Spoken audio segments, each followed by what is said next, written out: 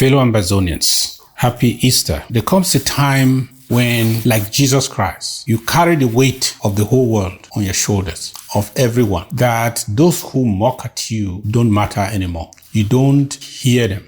You don't listen because of the weight you are carrying. I know many were mocking and saying all manner of things when Jesus was carrying the cross and bearing the pain for mankind. I say this because we are in Easter.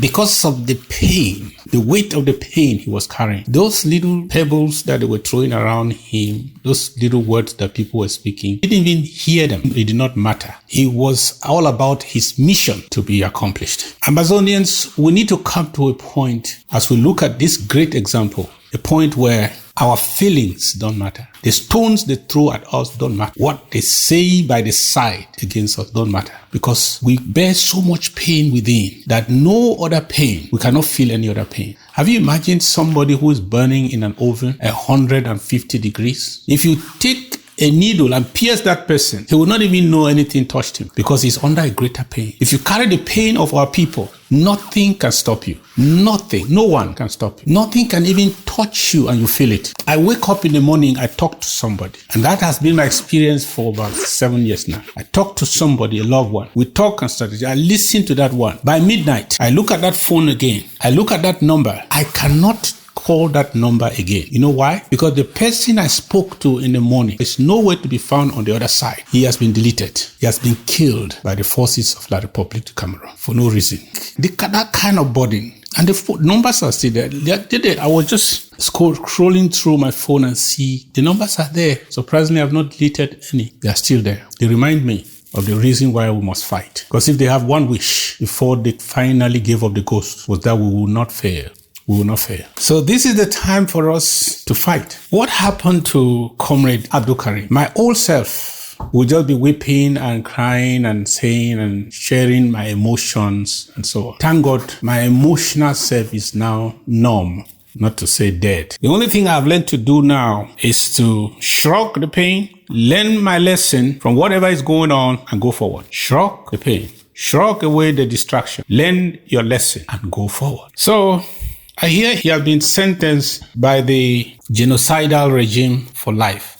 Okay, one would expect that, right? Because what is your expectation of the devil? What do you expect from the devil? Good. The only surprise would have been if he was let go. So, what are the lessons learned? Our lesson should be that to all Ambazonians, all of us. Some of us are gradually drifting and creeping and trying to find, plow a middle ground. You are looking for a middle ground position where you are soft, you are a moderate, you can talk to La Republique, maybe you will make them see reason. La Republique de Cameroon and all their leadership, they don't reason. A reason is not in their DNA. You cannot reason with people who have no reasoning faculties. They are animalistic. They don't reason. They are Satan. All they know is evil. They fraudulently grafted us into their country. Evil. And by evil, they kept us. And by evil, they want to keep us. If somebody thinks that somehow we are the ones making it tough because we don't want to talk to them, if we had talked to them, they will change, then you are naive. And that is the naivety of some who think that if we can find a middle ground and talk with these people, somehow, La Republique de Cameroon will change. The only thing that La Republique de Cameroon will understand is our departure. And that's going to happen by force. By force. Because a thief will not accept a negotiated settlement. Because when he goes to that table, he will not have any grounds to get anything at all. Because he is a thief. The person who will quickly accept some kind of logic, some kind of settlement, some kind of dialogue is somebody who knows that when I get to the table, I will put my facts on the table. I will prove my case. I will give them my evidence. And everything they ask, I will check every box. But the person who knows that he has been a thief from the beginning, he has lied from the beginning, he has been a fraud from the beginning, how will he come on a table to discuss? How will he come to the table how will he want to talk with you? What will he tell you that will convince you? So they are scared of the table because they lose before the discussion begins. So one thing that we know is that it has to happen to us, whether they like it or not. That is the paradigm. That is the formula. Ambazonian has to be free, whether La Republique likes it or not, because we are a free people. That means we have to fight. So all this middle ground moderate who want to talk about federalism, let's just go and see what we can do. If we can just talk, maybe we can do some kind of confederation. Let's just have some talking terms with the Republic so that we can see how to solve this problem. You are naive. 63 years is a long time to know who a person is and who a person is not. As I'm here right now, and all my ambassadors, let's think about our brothers who have been jailed for life.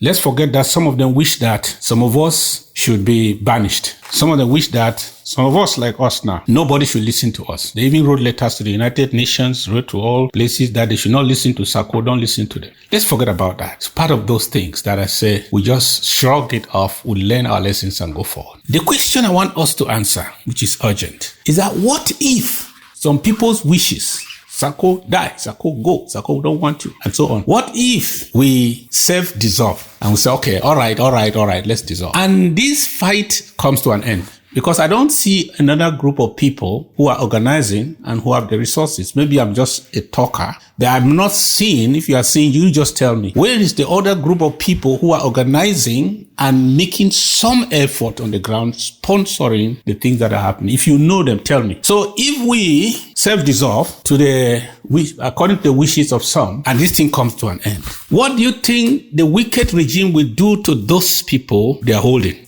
who represent the remnants of the evil they have conquered outside? Because let me tell you, if we surrender, they have still conquered us by forfeiture. Means they conquered us by forfeiture, not because they are strong, but because we self-disintegrated or dissolved or we surrendered. So what do you think if we surrender? What do you think they will do with those who are in their hands, who represent the remnants of the evil they have conquered outside? Will they allow them to go back and foment some more? I just said this to show you that they will eliminate all of them. All of them. They will wipe them out.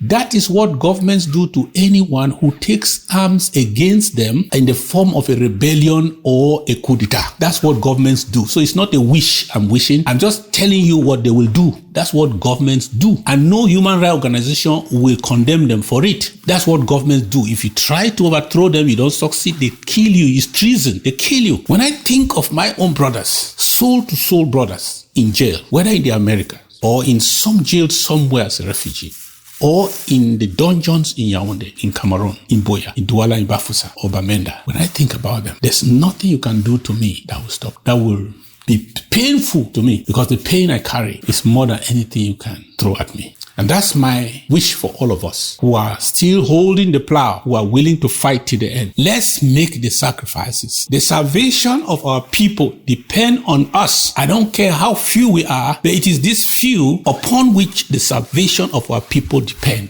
That's what I know. That's what you should know. Pushing you around, pushing me around does not solve any problem. It is just ignorance. The salvation of our people depend on us. I don't need to like you for this to be true. You don't need to like me for this to be true, but that is the truth. The hope of our brothers and our sisters who are now suffering because of this struggle. If there's any hope where they are now in their cubicles, their hope is that we succeed. And for that reason, we must fight. Happy Easter.